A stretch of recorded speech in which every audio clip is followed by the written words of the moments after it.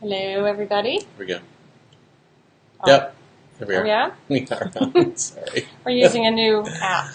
So That's funny. Scott's a little under the weather tonight. Under the weather. He's been feeling What bad. does that even mean? Where did that You phrase know. come from? Anyway, yes, I am. I'm a little under the weather today, but I'm glad to be with you all. No, it's been a couple Glad to be weeks. with I was my out of wife. town. Yeah, last week I was out of town, or 2 weeks ago I was out of town, and then last week was not a podcast week. Mm-mm. So, which means this Tuesday was a podcast week, and we put a new one up that we're really excited about. We did. Yeah, our friends Greg and Teresa Overby joined us for this podcast. They are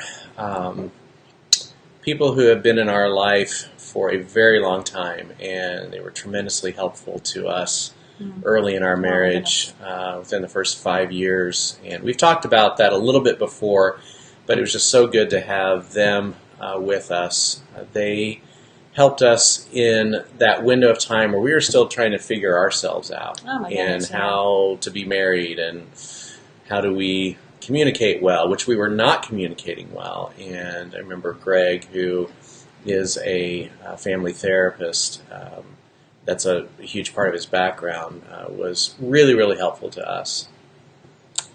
I just happened to see a note from Teresa Overby, who is featured in this podcast, as we just mentioned. Yeah. She's live on Facebook, and she has just informed us that in Australia, being under the weather means that you have a hangover. And I can assure you that's not the problem.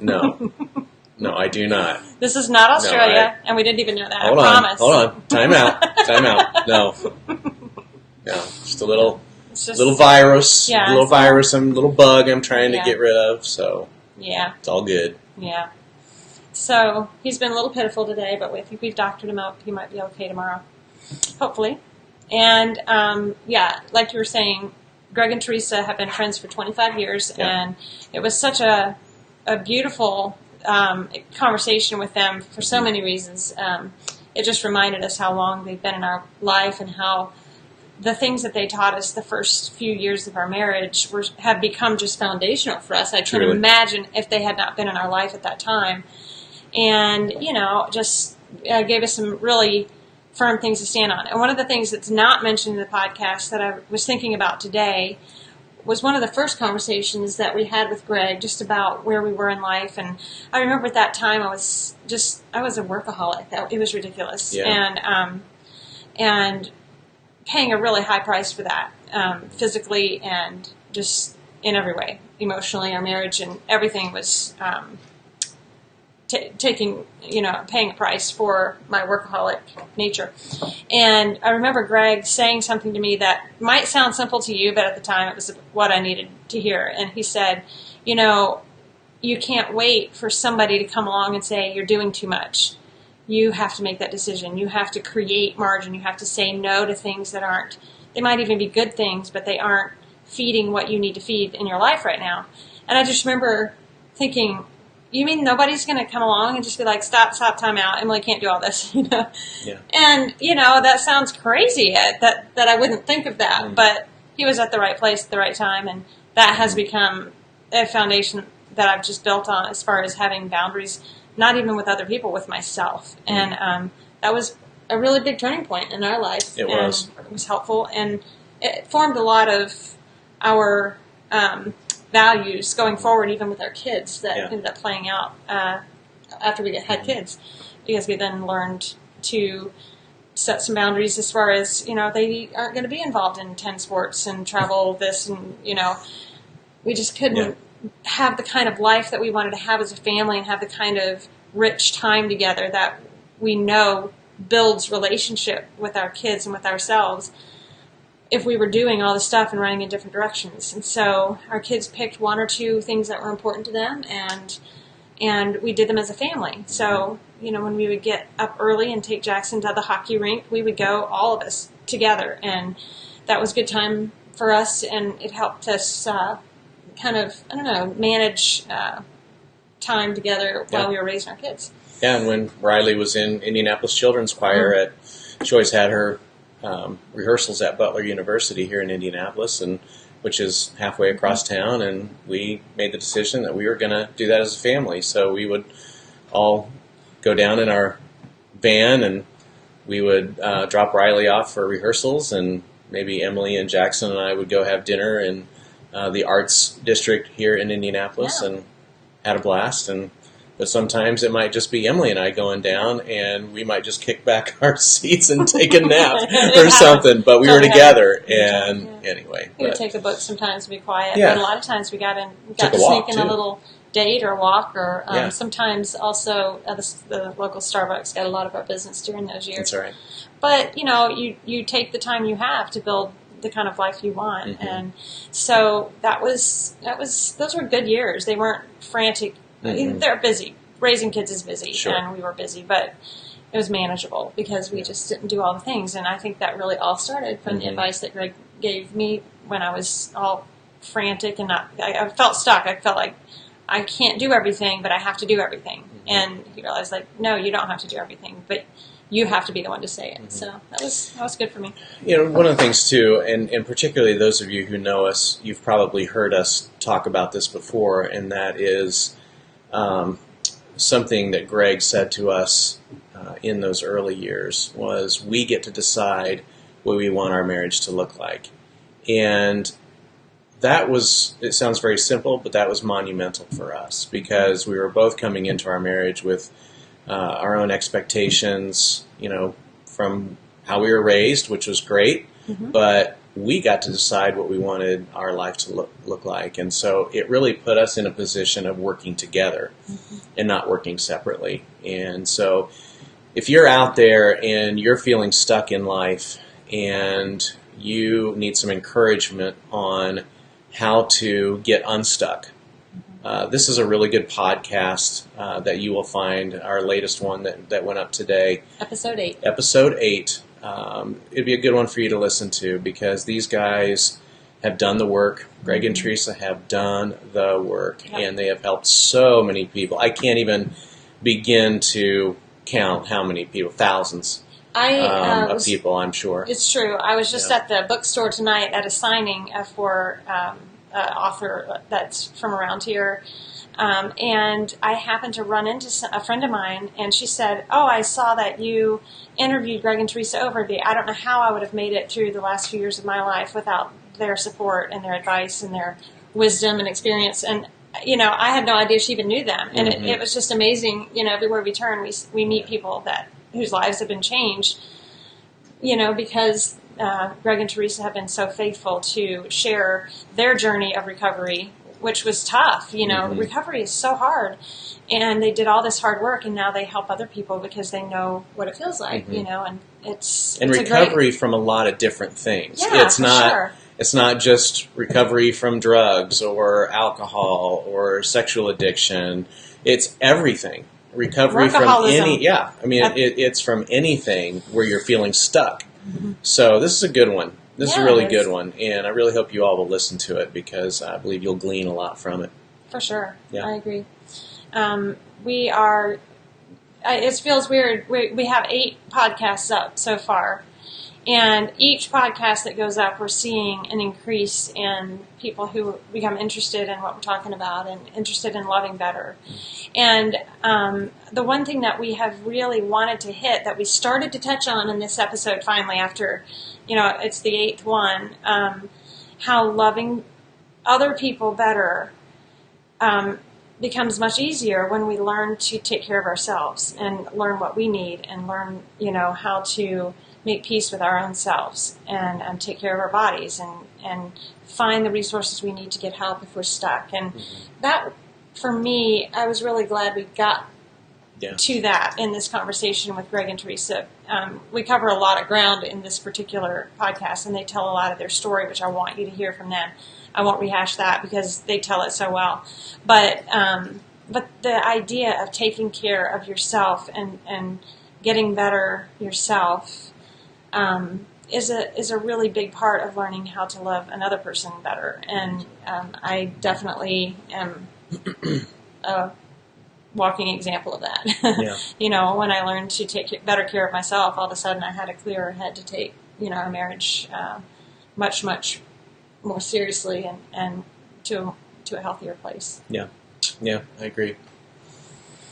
Well, we just wanted to touch base real quickly and just thank you all for showing up, for listening to the podcast. If you haven't yet, we encourage you to take a listen. It's about 45 minutes long. It's not too long, and yet so much good stuff is packed in there, and I just think it will be really great for you to, I don't know, just maybe refresh if you've already, been through some recovery, or, have done some of the work that, that they have done and we've done as a result of their help. I lost my train of thought. That's okay. That's okay. That was a really long sentence. I don't believe this will be the last time that we'll have Greg and Teresa on our podcast. They are actually getting ready to launch into a new season of their own, where they're starting their own. I'm so sorry, I'm blanking on their coaching. Coaching. Yeah, and we have resources on our website. We have their email addresses. They're getting their website up, and I know they're going to be tremendously helpful to a lot of people. Yeah. But the cool thing is that, and they have been, but the cool thing is that they're going to be able to do that on their own together. Yeah. Kind of like what we're doing. Right? Yeah. Yeah. We So can definitely we're feed excited. each other's passions, I think. Yeah, sure. With some Yeah. cool stuff.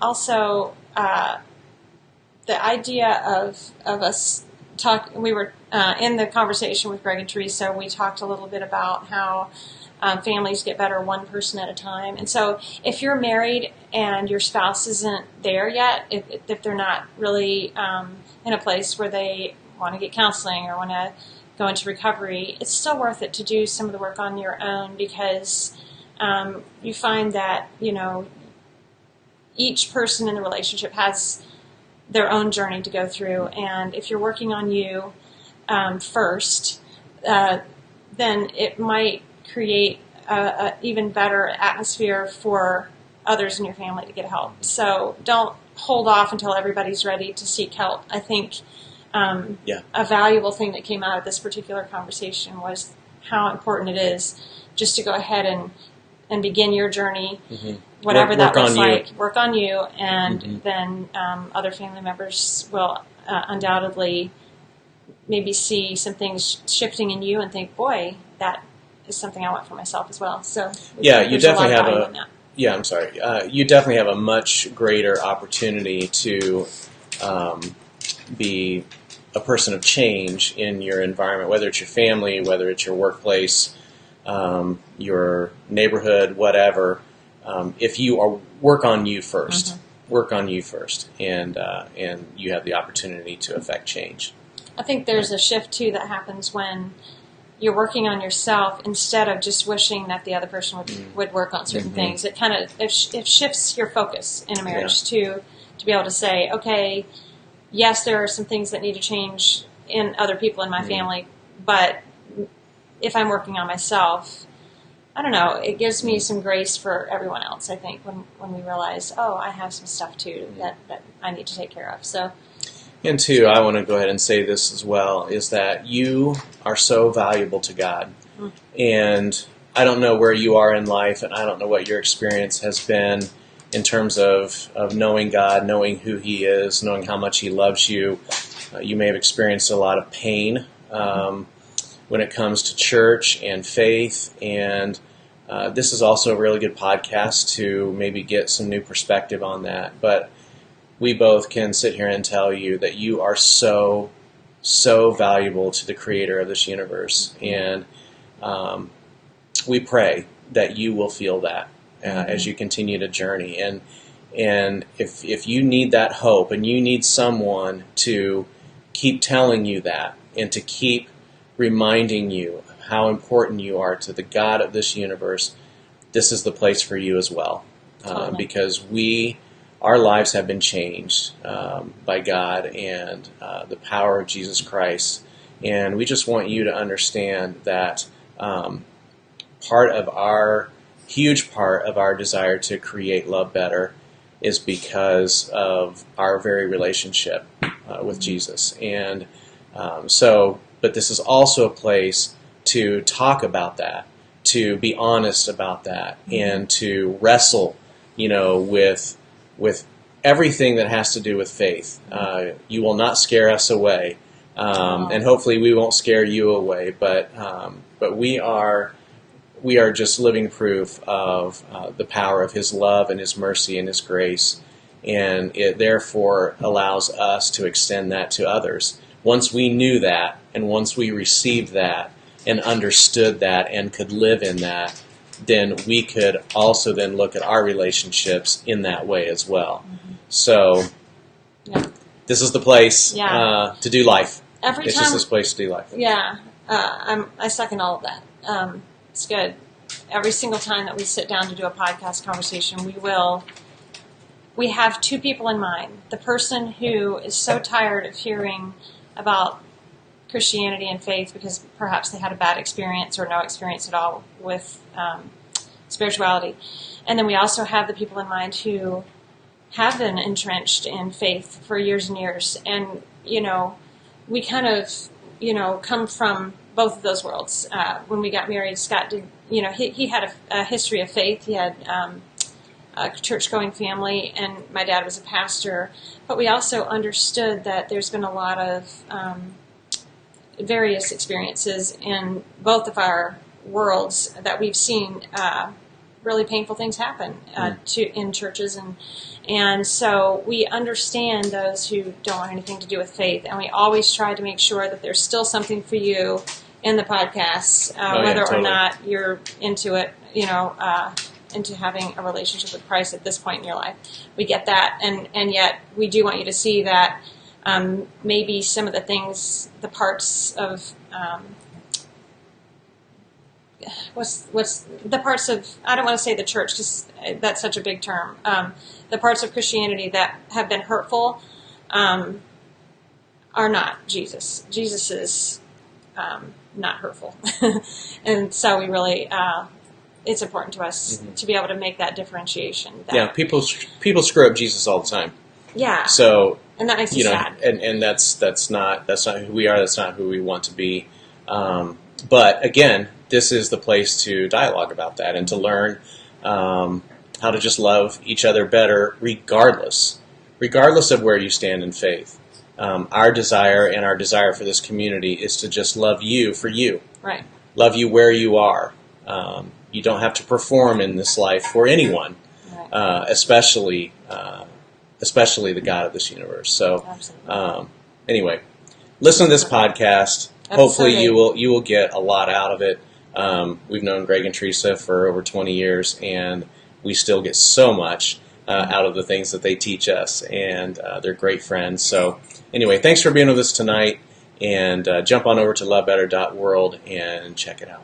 Also, feel free to subscribe on iTunes or SoundCloud to the Love Better podcasts. That's what they're called. Yeah. And then you'll automatically be notified anytime we put a new one up. Okay. To discuss the latest podcast or to discuss anything, questions, whatever's going on in your life, feel free to send us a Facebook group request. We keep it a closed group so we don't wear people out by adding them to a group that they don't want to be a part of. But really safe place to ask questions in the Love Better community, which is on Facebook. And it's called, the URL for our Facebook group is lovebettercommunity.world. That's right. And if you go there and just hit the request, we just immediately turn around to approval so that you can be part of the conversations that happen in that Facebook group. You can ask your questions or, pass along things that you've heard that we could all learn from about how to love better, right? Yeah, that's right. Okay, I'm going to get Sicky in bed, and we're going to hope he's better in the morning. Whoa, take it easy. Settle down. You're sick. You need to go to bed. Yeah. Bye, everybody. Bye.